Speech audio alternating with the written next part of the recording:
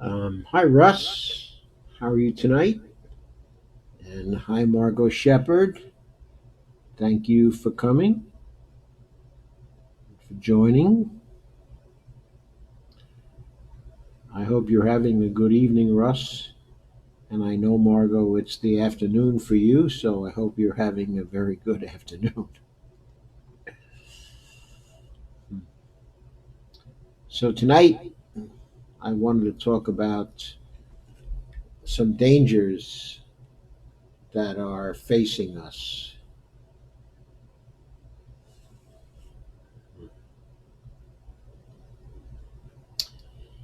First of all,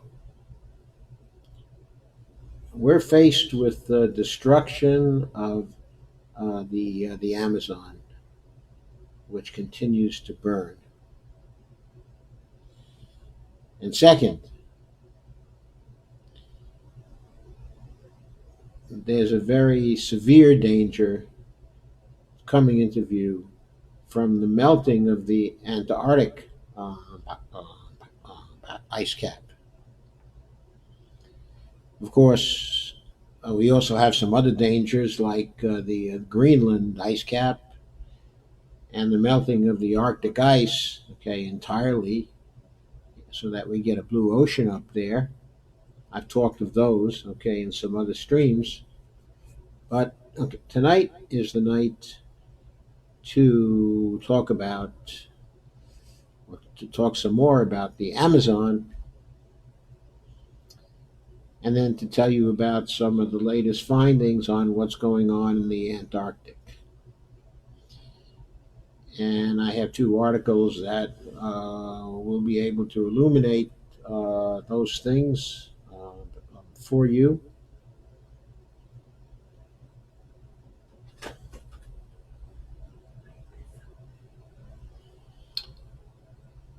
The first article is called The Destruction of the Amazon Explained, and it's by the staff of The Week. Let me share the page with you here.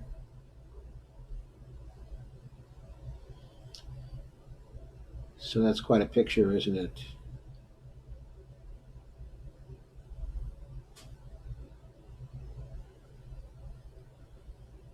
It's a picture of the Amazon burning. The article starts, okay, the lungs of the earth are on fire and shrinking every day. What are the consequences for the planet? And the staff says, here's everything you need to know. Here's everything you need to know. Before I go further, I'll ask you whether my sound is okay.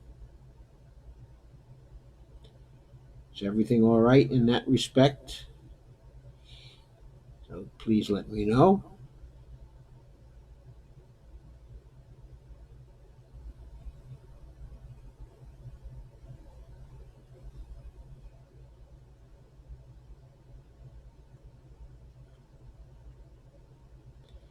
Margot says she is feeling helpless.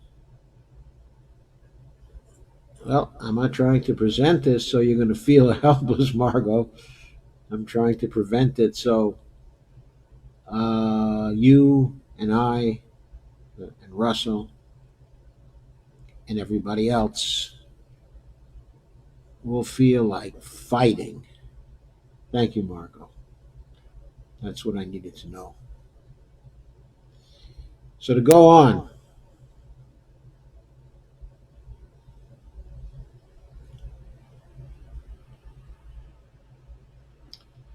let me see if I can get rid of these ads. Yes, that is much better.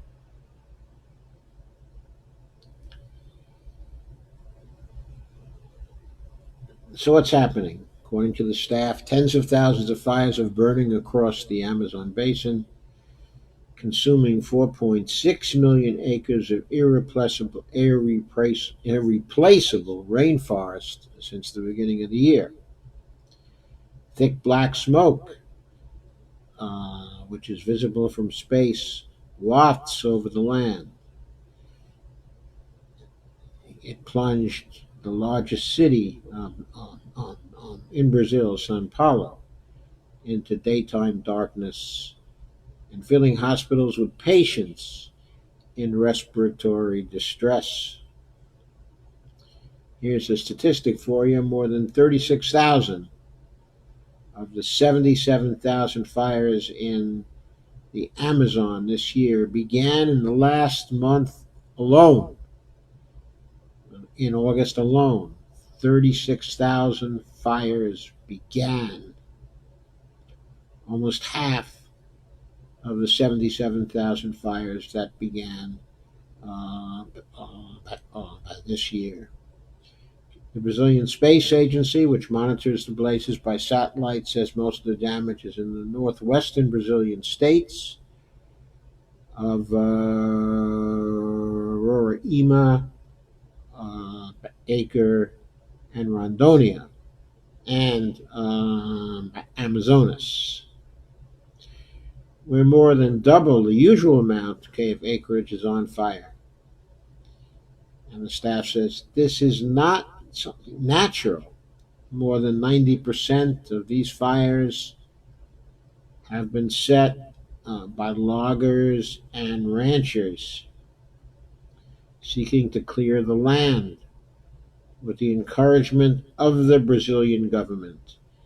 Deforestation of the Amazon has surged to the highest level in a decade and is now galloping along at 3 football fields every minute.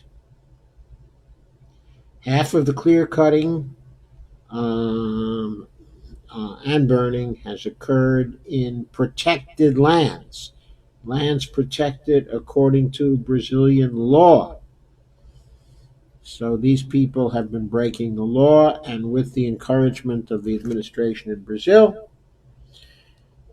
people are getting to do it because the administration is looking the other way, failing to enforce the laws. Why is the Amazon so important?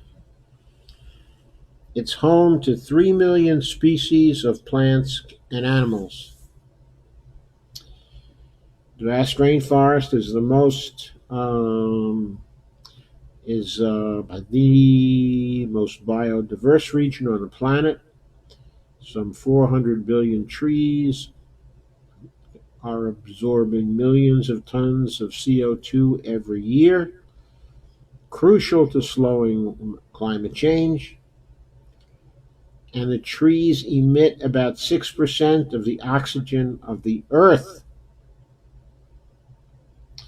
These trees also respire moisture, pulling fresh water from the ground and cycling it into the air, creating one of the atmospheric rivers of moisture that regulate the rainfall across the planet.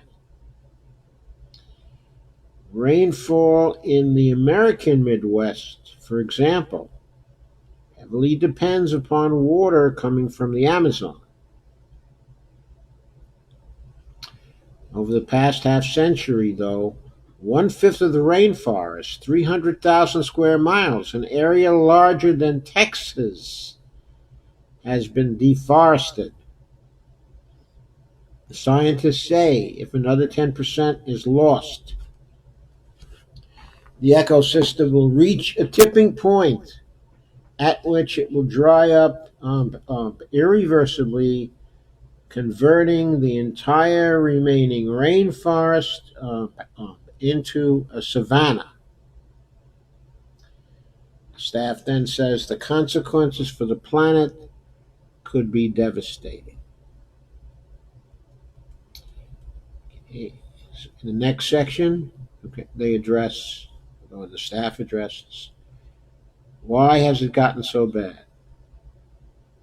They place the blame at the feet of the new president, Jair Bolsonaro, a far-right pro-business former army captain who took office in January with a pledge to open the rainforest to development. Not 1 centimeter more, he vowed, would be set aside for the 1 million indigenous Brazilians who have lived in the rainforest for millennia. When he took office, he packed his cabinet with climate change, with climate change deniers and agribusiness executives, and transferred responsibility for indigenous territories from the Justice Ministry, which protected the rights of the forest tribes, to the Agriculture Ministry, which promotes harming. I'm sorry, which promotes farming and also ranching. One Brazilian lawmaker described the shift as letting the fox take over the chicken coop. And Bolsonaro also slashed staff and funding for the AMA, the agency responsible for enforcing environmental laws, firing 21 of its 27 state heads. Since he took office, the number of fires in the rainforest has increased by 84%. So, why is he doing this? The staff asks. And they say, with Brazil's economy struggling, he sees the Amazon as the country's greatest exploitable resources, and he believes that environmentalists are a front for foreign colonialists who want to control Brazil. Last week he claimed the fires were set by non-governmental organizations trying to make his government look bad. Of course, all these tactics are highly Trumpian, aren't they? They're like two birds of a feather. Anyway, Bolsonaro wants to boost the beef and soy industries. Soy is the country's biggest export at 26 billion a year, and reclaiming land from the Amazon is the quickest way to boost the beef and soy industries. Cleared of its lush vegetation, though, Amazon soil is nutrient poor and quickly depleted, so cattlemen and farmers have to move on, claiming even more forest land after just a few growing seasons. Next question. What is the international community doing? And French President Emmanuel Macron, who was called the Amazon fires an international crisis, quote unquote, put the issue at the top of this week's G7 summit. He also said he would seek to pull the EU out of the Mercosur, a massive trade deal, 20 years in the making, that is being finalized with Brazil and other Latin American countries. The deal was contingent on Brazil doing more to protect the rainforest, but now, said a spokesperson for Macron, quote, the president can only conclude that President that President can't even say his name. Bolsonaro lied to him, unquote. A nationalist,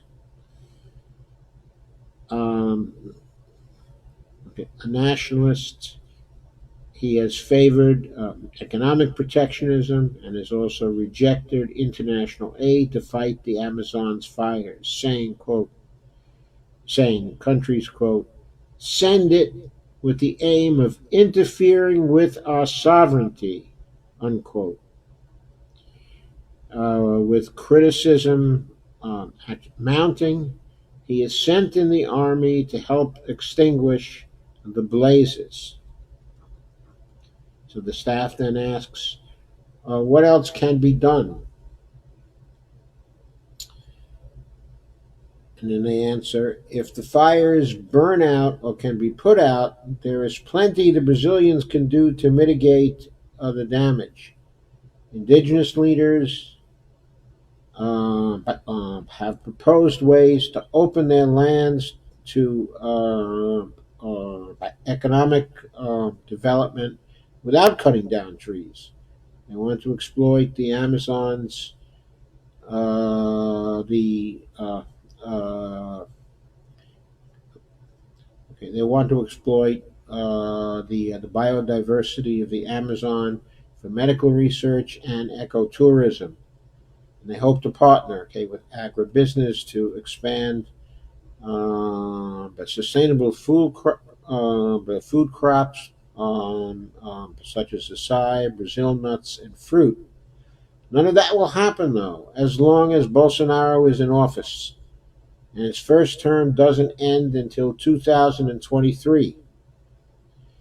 By then, if the current rate of deforestation does not slow, the forest will be close to its tipping point.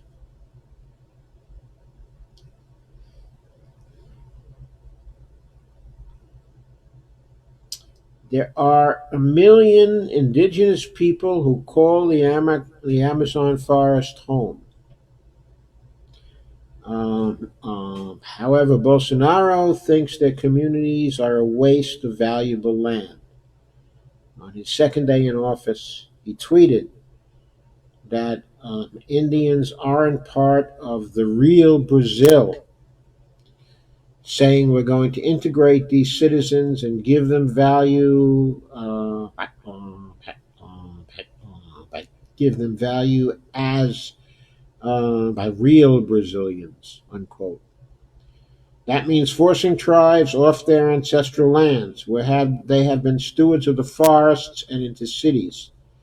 It's the same assimilation policy that was pursued by the 1964 to 1985 dictatorship of the military that Bolsonaro openly admires.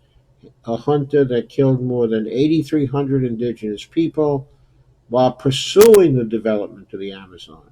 Already, he has reversed a decades-long ban on mining in indigenous territory and halted the enforcement of logging bans.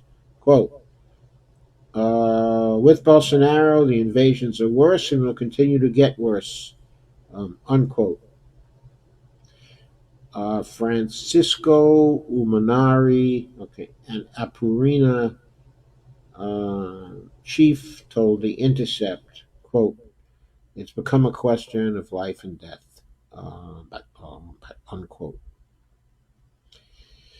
So, according to The Week, that is what you need to know.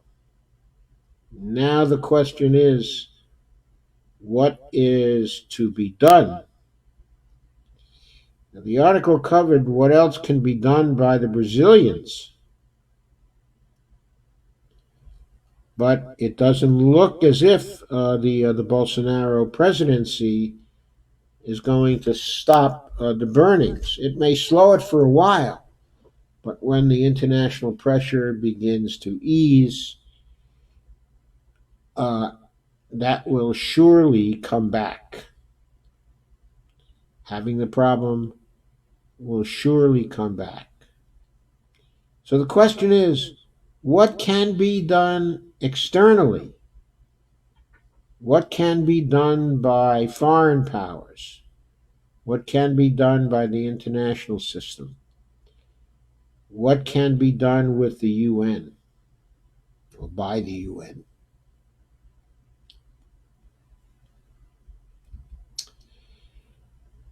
Well, I think a lot can be done, or perhaps a lot can be done. There's a lot that is possible. But we have a problem here. Just as the Brazilians have to get rid, of their president, who was not evidently a legally elected president, but was elected president evidently by fraud, as the recent evidence has shown. He was elected because his main rival, who was Lula da Silva, was railroaded into a jail term and is still in jail now. When he was tried and jailed and put into prison as a candidate, the former president of Brazil, Mr. Lula da Silva, was far ahead in the polls, was overwhelmingly popular, and would have won for the Labour Party. But through a Minister of Justice who was corrupt, or actually at the time, he was the chairperson of a group of people who were looking into corruption in the Brazilian government, who were looking into a scandal which was known as the car wash scandal there. And the person who now is the justice minister for the Bolsonaro government, but who is the chief judge heading the commission, who was supposed to be objective, who was supposed to be neutral in filing the charges against Mr. Da Silva, was instead in cahoots with the Bolsonaro campaign and rigged the conviction of Lula da Silva and his jailing in order to prevent him from completing his run for the presidency, and in order to do what was necessary to hand over the election but to Bolsonaro. So it's become clear that the election of Bolsonaro was completely illegitimate, just as his actions now are illegitimate. In what sense are they illegitimate? They are illegitimate because they threaten his neighbors across the world, not simply his immediate neighbors, but his neighbors across the face of the earth. The Amazon is that important.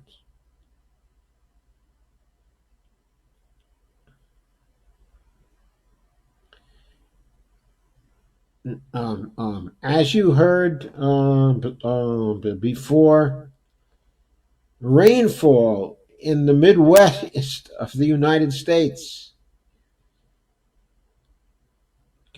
is affected by the Brazilian rainforest. If it disappears, severe droughts can easily occur in the middle of our country. So what is being done to the rainforest now is a material threat to the United States. It's a real threat. It's not a trumped up kind of terrorist threat, which at most has affected a few thousand Americans. This is a threat that can affect actually many millions of Americans and many, many, many more millions of people across the world. This calls for an international intervention in Brazil.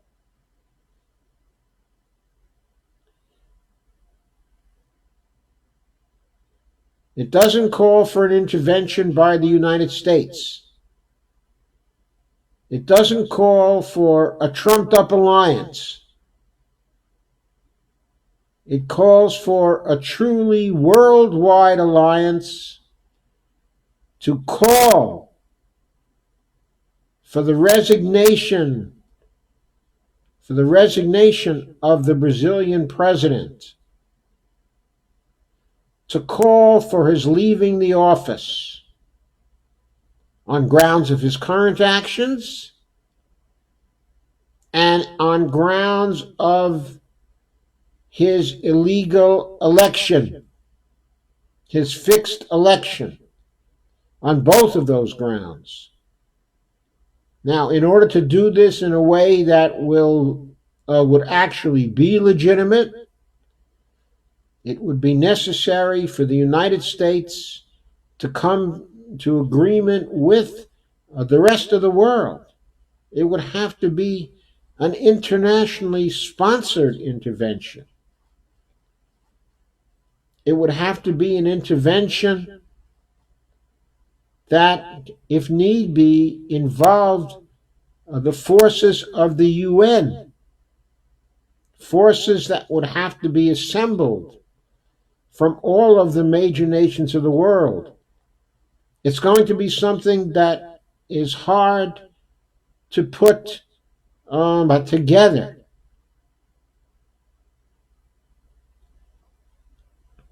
But if it doesn't involve all the major powers in complete agreement that this regime has to leave office and that the burnings in the Amazonia have to stop. I should say the burnings in the Amazon. Amazonia, Amazonas is actually only one state. Okay. So, this would be an appropriate spot for such a universal international intervention. On the other hand, if we cannot put together such an alliance to stop this, then we have to use other means. But we cannot ourselves go in and make an intervention there, because we've done too much of this. We've done far too much of the regime change activity in the Middle East and in other parts of Latin America too. Okay, and in our Venezuelan intervention, which was wholly illegitimate.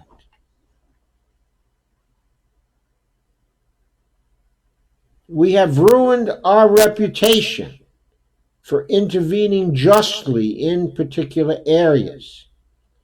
And so now we have disarmed ourselves with respect to Brazil. No one would see an intervention by the United States there as being a good faith intervention. So we can't even contemplate actually doing that. But I have to admit also, doing any kind of intervention there is unrealistic unless we can get rid of Trump. Trump stands in the way because currently he approves of everything Bolsonaro does. So we must all do what we can, including going into the streets, to increase the pressure on the Republican Party to abandon Donald Trump and to support his impeachment as the President of the United States. Because just as the Brazilians have to replace the government they have now to safeguard the Amazon and to protect the rest of the world, we have to replace our president, who is in collusion with Bolsonaro.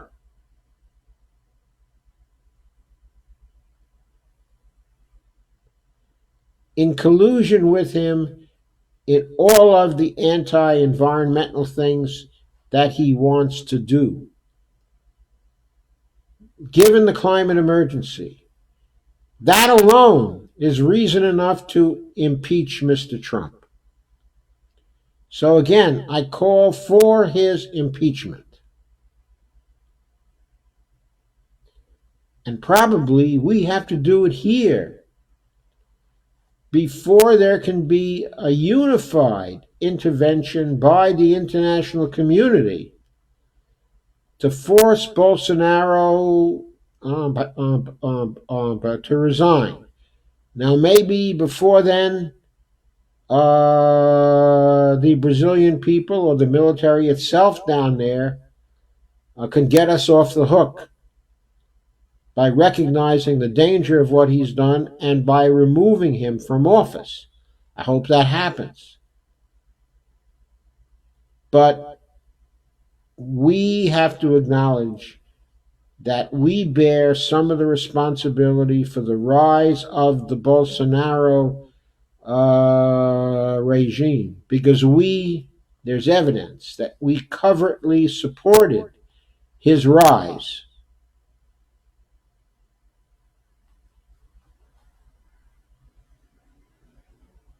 So, we have to do what needs to be done here in order to end this danger of the Amazon turning into a savanna.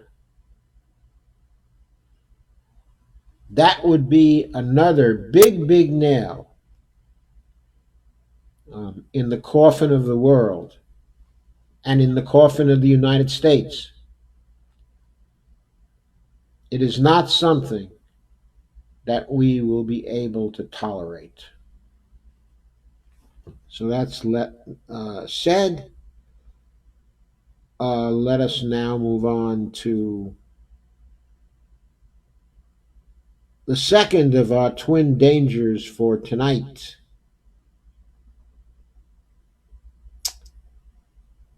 Let me find it for you here.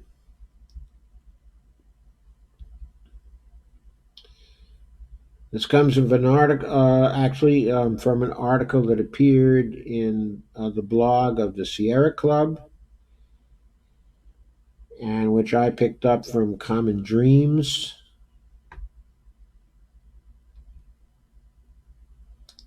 And I'm sharing the article with you now.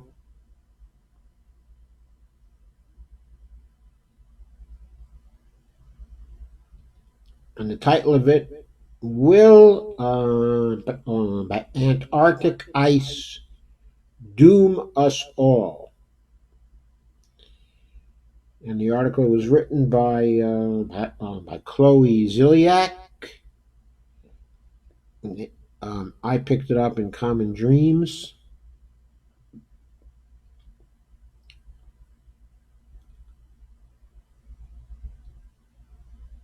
Let's get the print bigger here.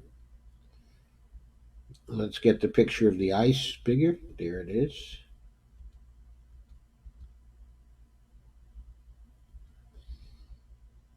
And the article says, for years, scientists have struggled to figure out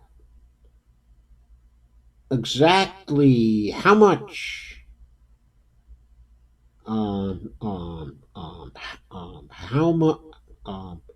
how much methane gas is trapped under the ice at the North and South Poles, and what it would mean for global temperatures if climate change was able to melt enough ice to release that methane into the atmosphere. Now, there's a new study published in Nature Communications that provides the most comprehensive estimate to date. A staggering 80 to 480 gigatons. That's the amount of methane that could be released into the atmosphere. So the study, the author This article says that's a wide range, but even at the low end, it's astonishing. For context, all the cattle and other domestic animals around the world only produce an estimated point 0.08 of a gigaton of methane annually. 80 gigatons is 1,000 times that amount. The study was led by Professor Gemma Wadham from the University of Bristol School of Geographical Sciences and the Cabot Institute for the Environment. And the study synthesized prior scientific research on the ice sheets. The study found that ice sheets, while seemingly inert, are intimately connected to the global carbon cycle in ways that both store and release the carbon.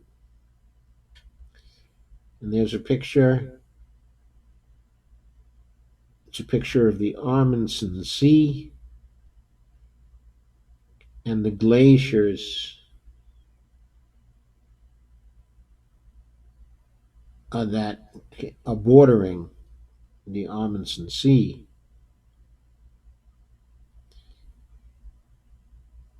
And you see the picture there, the Pine Island Glacier, the Thwaites Glacier, the Haines Glacier, the Pope Glacier, the Smith Glacier, and the Kohler Glacier. Very large glaciers. And the article goes on to say,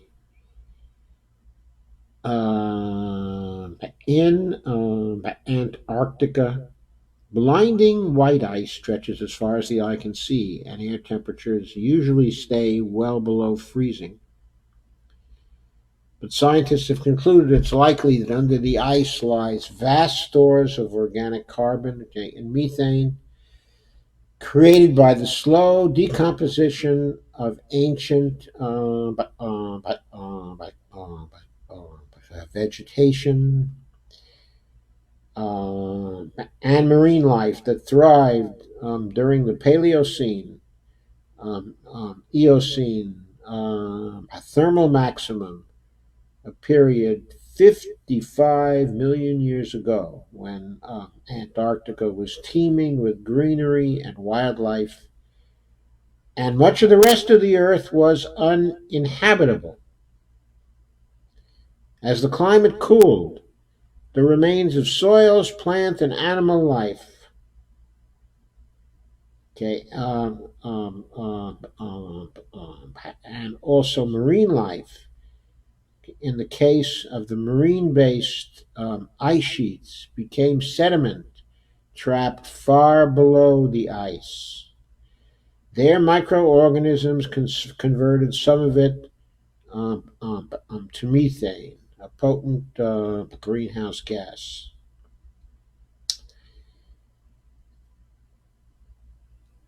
And so, quote, this methane is preserved because it is cold and there is a sufficient amount of pressure from the weight of the ice above it.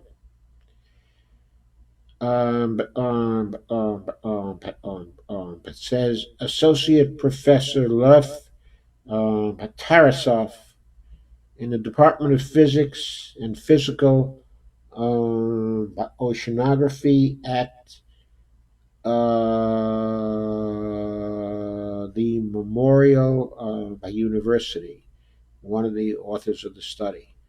But says Tarasov, climate change is starting to shift the conditions that have held the methane deposits for millions of years. The study's authors are especially concerned about destabilization in the West Antarctic ice sheet, where warm water imported by shifting wind patterns is washing up against the ice shelves, causing melting, even where air temperatures remain frigid. As the ice shelves grow thinner, the possibility arises that large stores of methane will escape taking greenhouse gas levels past the global levels that the UN Framework Convention on Climate Change, the UNFCCC, has agreed is necessary in order to limit warming to 2 degrees centigrade by 2100. But as they melt, ice sheets could also help to remove carbon dioxide from the atmosphere by drawing it into the ocean. When glaciers grind against the bedrock that is but just below the glaciers, they create a fine rock flour, okay, which is also nutrient rich. As the ice sheets melt, some of these nutrients are absorbed by surrounding marine ecosystems, adding vital nutrients that increase the microorganism populations, which then suck up the dissolved carbon CO2 from the surface level of the ocean. When the microorganisms die, they sink to the bottom of the ocean, taking the carbon dioxide with them, where it forms a carbon rich sediment. Tarasov hesitated to quantify how much carbon the microorganisms could take out of the atmosphere and how much that would mitigate the climate damage caused by the methane that had escaped. And he says a question like this one is one of the hardest to answer because relatively small changes in the carbon cycle can lead to huge impacts. And quote, the problem with understanding the carbon cycle is it depends on the small difference between really big numbers. There's lots of carbon going from the oceans to the atmosphere or from the atmosphere to the oceans. It just takes small little changes to shift everything around. So, in other words, it's hard to predict. It's hard to predict here because we're dealing, in a certain sense, we're dealing with chaos theory here. Small changes can have very, very big impacts. And we don't know how to predict what these impacts are likely to be. But there's a sufficient amount of methane that could be liberated, that the likelihood is there's a huge risk that the situation could become truly catastrophic for us, making most of the earth uninhabitable for us.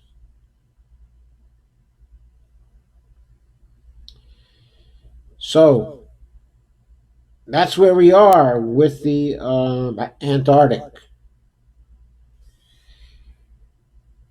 which underlines the urgency of pulling CO2 out of the air now, of getting it out of the air, and trying as best we can to draw down the global warming as fast as we can so the ice cap stays viable in the Antarctica, so that we do not liberate the gigatons, okay, of methane that are down there. And the same applies, of course, to the ice, okay, that's at the North Pole and the ice that is close to the North Pole in Greenland. We have to conserve these ice sheets. And the only way to do it, appears to be to use regenerative agricultural techniques to very rapidly remove the CO2 from the atmosphere. And we've discussed some of the methods for doing this in previous streams. So I'm not going to go over them again. But once again, what's apparent is that to be able to do anything to stop this, we have to change the political system immediately here. We don't know how much time we have. We may have no more time. We may have, as the IPCC says, roughly 11 more years to change things. But we have to become a world that is carbon emissions negative. And we have to do that very, very quickly. We have to put into place the kinds of programs that Bernie Sanders just released in his Green New Deal proposal. But I personally think that has to be expanded beyond what he has already proposed. Things have to happen faster than what is envisioned in his particular plan. And something has to be done about major catastrophes shaping up like the Amazon as well. We need quick and decisive action on the climate. And we have to do all we can to make that happen. So,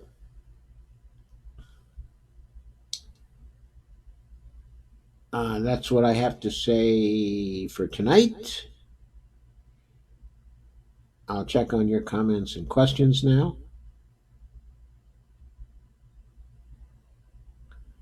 Oh, there we go. I guess I'll bring myself back again. Sorry about that.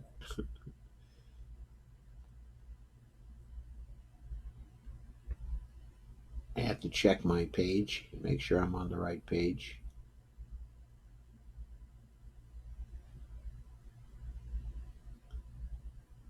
I know what I have to do. Excuse me, folks. There we go. Okay, before I entertain your questions, I do want to shift to my please share, like, and subscribe screen. And please become a patron at www.patreon.com/Joe_Firestone. Remember, even $1 a month helps on this long journey for the continued solvency of the in-depth live stream program. So please help. Okay, I'm back. And I'm going to check out your discussion now.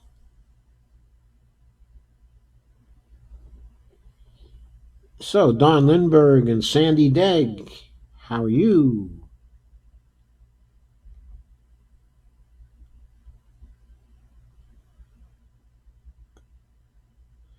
Rob Rivera, Jill Stevens, thank you all for coming. And Margot says, okay, something to do. And Russell says, Frozen. And then he says, looks like a stopping point. See you again soon. Yeah, you'll see me tomorrow night, Russ. Okay, any other comments or questions about tonight's subject matter?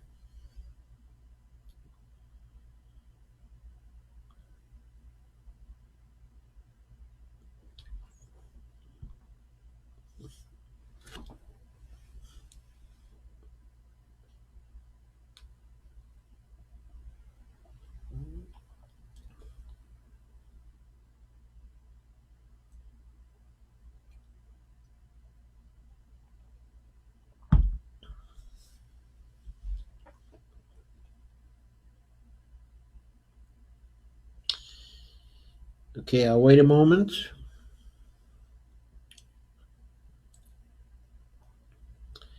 And if you have nothing to add, I'll say goodnight. But I want to emphasize the importance of doing something about these events.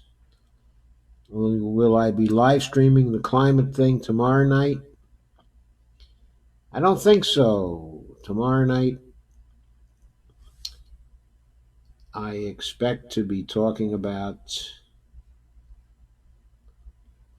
What do I expect to be talking about? I expect to be talking about the key to a sustainable economy is 5,000 years old. That's what I expect to be talking about tomorrow night. And thank you for asking.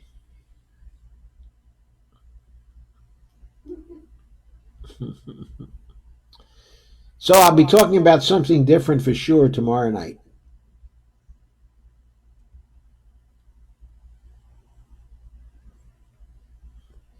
So I hope you'll be there for that stream, Lana. It should be very interesting for you.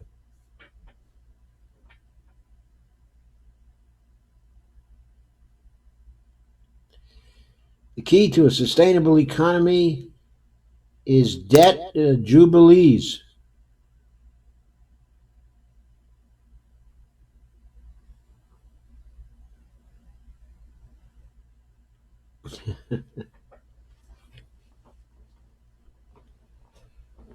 For some reason, my lighting seems to be going on and off. I don't know why. Getting brighter or dimmer. Any other questions or comments?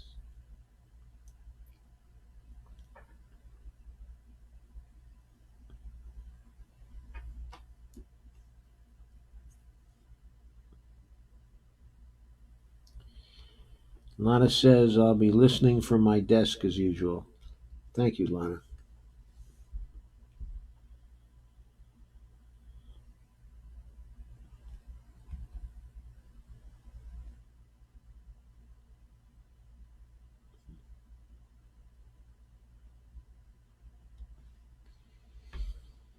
Okay, I think on that note, I'm going to say goodnight. I'll wait another 30 seconds to see if there are any more comments or any more discussion.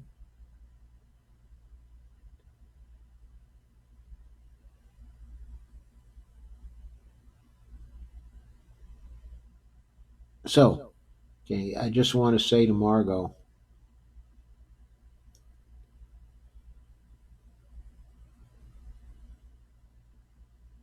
I think we all feel that way, Margot, that this is very scary and that we're far from being able to affect anything. But we're not far from being able to affect anything if we come together and if there's a collective movement to affect things. One thing that would be very important, if everyone came together around Bernie Sanders, and this showed up in an explosion of the opinion polls, if we could motivate that happening and that movement looking like an explosion to the establishment, that happening would be very, very scary to them. Once they saw a movement emerging of that kind, and after that, if that movement got into the streets all across the United States, then we would be able to affect things. That would happen. That's how it could happen. That's what we have to do. By the way, Bernie knows that. He's trying to develop that kind of movement. That's why He's so much above the other candidates. That's why he's the only one. There's nobody else right now trying to create that kind of movement that will seize control away from the elites and the establishment.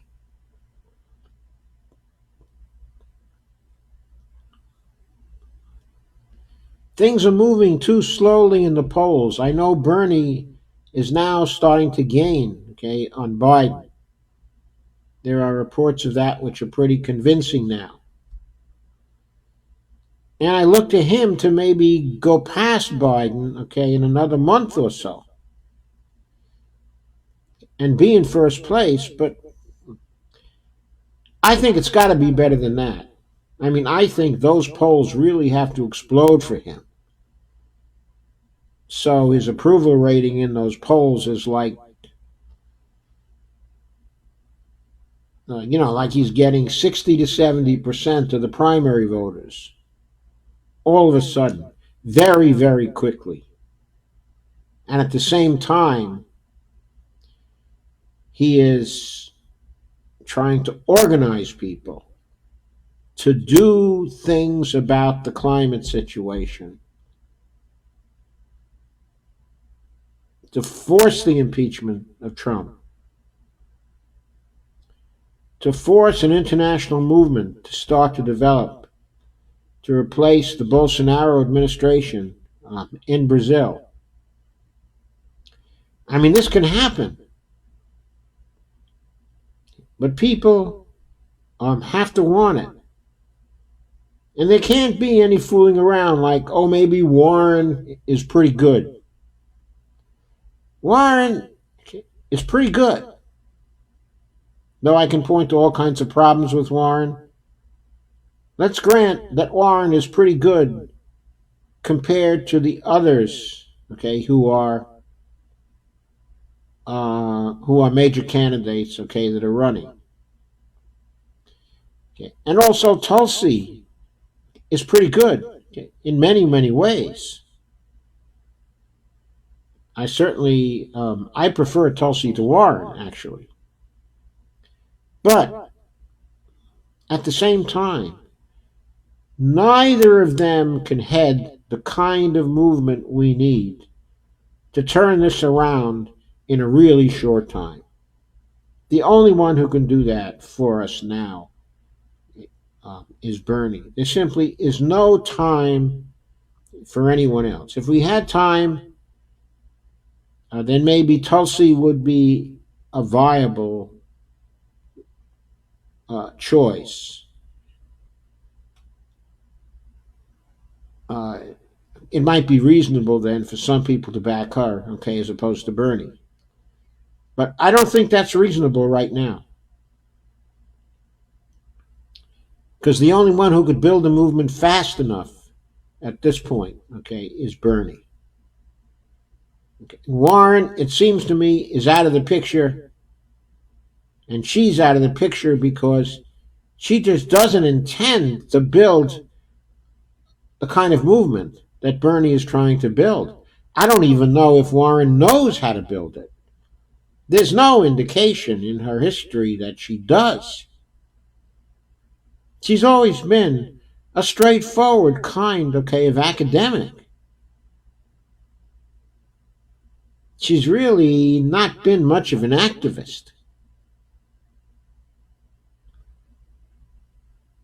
But Bernie has always been an activist to the core. That's where he comes from.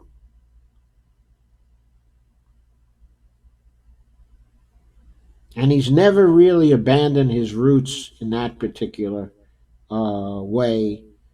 And he's very qualified to lead a movement of the kind we need. Okay. Now, of course, he says, it's not me, okay, it's us. And he's right. He needs a lot of other leaders to help him. And he needs a lot of people to join together to help those leaders, okay, and to help him.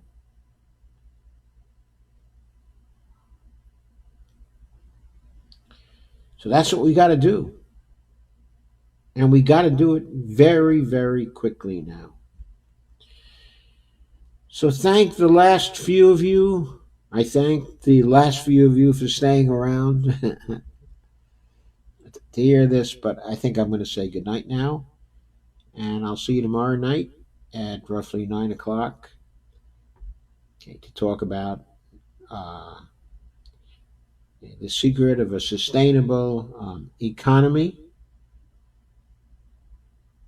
the 5,000-year-old secret of a sustainable economy.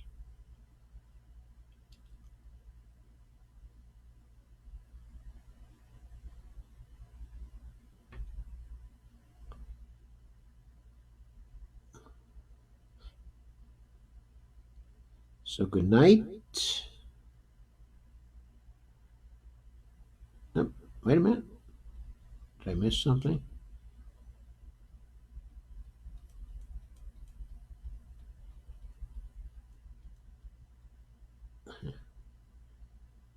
I'm ending now.